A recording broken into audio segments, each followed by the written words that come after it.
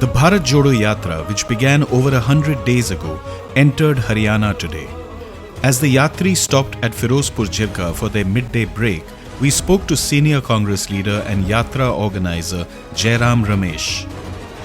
What were your most memorable moments of the Yatra? Oh, I wish I had time to think of all the pleasurable moments.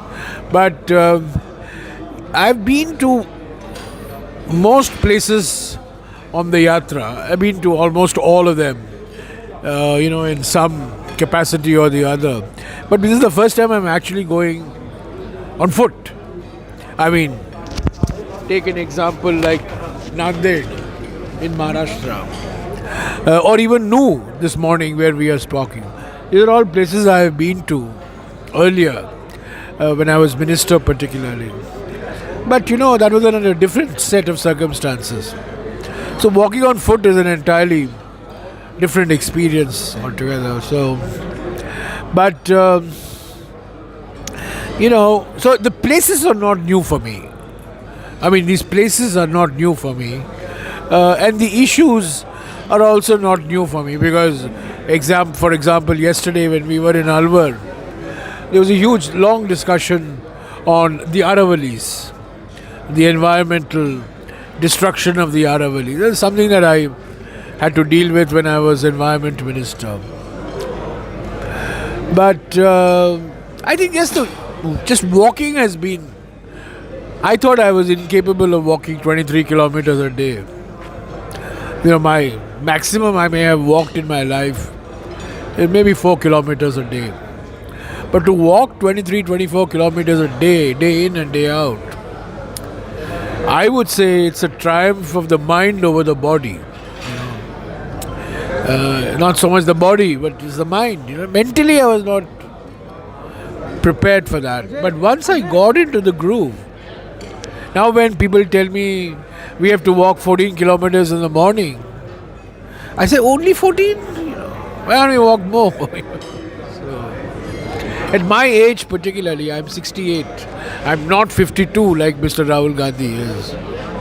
So at my age, but then I have my colleague is 7 years elder to me, and he is a very enthusiastic walker. He can walk 30 kilometers a day, Digvijay Singh.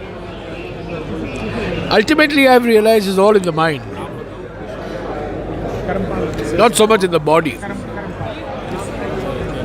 So speaking of walking, do you have a message for the armchair liberals in metropolitan cities who are, saying, "Isse kya farak padega?" Please. Nothing irritates me more than this armchair commentariat. We have a very large population of them, and I read many of them day in and day out pontificating on the Bharat Jodo Yatra. And I respond to them, because some of them happen to be good friends of mine. I responded to one yesterday by saying, it's amazing that you produce this piece without even having come to the Bharat Jodo Yatra for even a minute. It's amazing that you can pontificate so extensively on what the Bharat Jodo Yatra is doing and what it is not doing. Whom is Rahul Gandhi meeting, whom is he not meeting. But it's an occupational hazard. They are well-meaning guys, but the Congress has more to fear from liberals and the centre-left. We know that we have to fight the right-wingers, right? But it's these guys, the so-called liberal commentariat, for whom Congress bashing is a favorite daily pastime. What would your message for Mr. Modi be? Start telling the truth for a change. I think even by mistake, he cannot recognize what is truth. And an absolute Feku master, the world's greatest Feku master. So, I wouldn't be bold enough to advise him, but there's an old American saying, you fake it till you make it. But Mr. Modi not only faked it till he made it, but he is faking it even after he's made it. Somewhat like Donald Trump. A lot of things in common between the two, except that Mr. Modi is more disciplined than Donald Trump. He's not as indisciplined, as Donald Trump. But both of them suffer from this, fake it till you make it, and fake it even after you have made it syndrome. So the days you're going to be spending in Delhi, what would you be doing then? What would the Yatri? Only Delhi is only one day, 24th. Oh, is it? I thought Yeah, you yeah. were staying for 6 days. No. That's a rest day.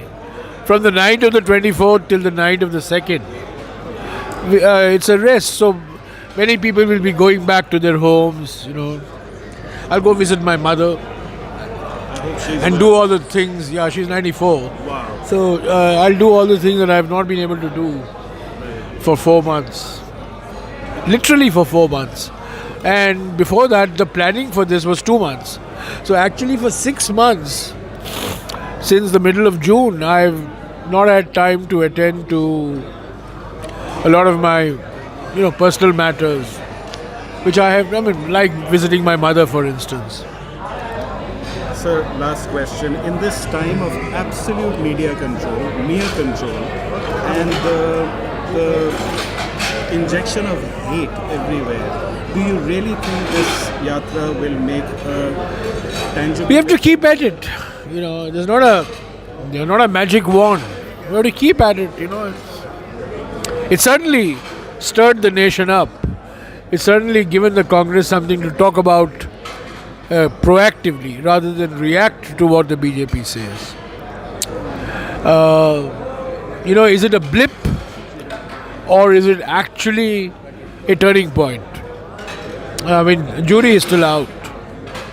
I wouldn't go far as to say that it's a transformational initiative.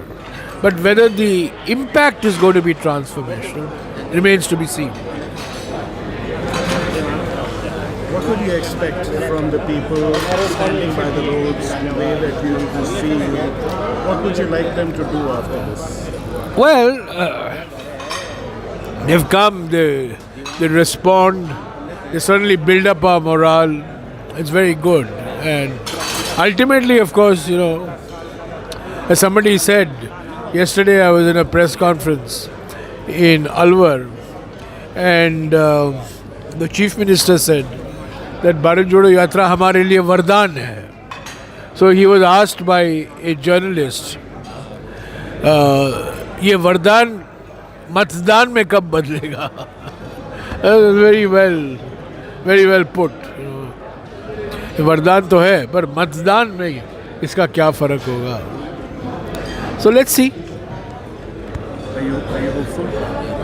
Well, if I was not hopeful, I wouldn't be continuing, So, always hope, and you have to do what you have to do.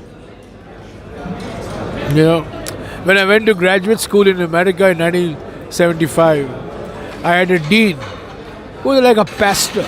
He was an African American, like a church, great protege of Martin Luther King. So his first words to the incoming class is, I remember, says, "You gotta do what you gotta do." And I've remembered that from 1975 onwards. You gotta do what you gotta do. A very nice philosophy. Okay? Thank you. Thank so you. much.